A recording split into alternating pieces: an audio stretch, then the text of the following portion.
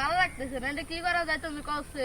কি কো বাসি যা আমি বিয়ে কইরা আরাম হইছি চাইতে ছাওয়ালে লো কি শান্তি লইছে আর তুমি কো ভালো লাগতেছে না একটু বাইরে রাস্তায় যে দাও কি ভালো লাগে আর কি কাকা বিয়া তো করলে আমাকে কি দাওয়াত দিছিলে?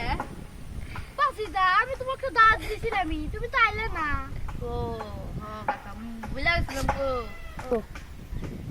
বাসি যা আমি বুঝলাম তুমি বিয়ে করছো কেরে করলো কাকা? এলাকার মানুষ খুব ভালো না বড়।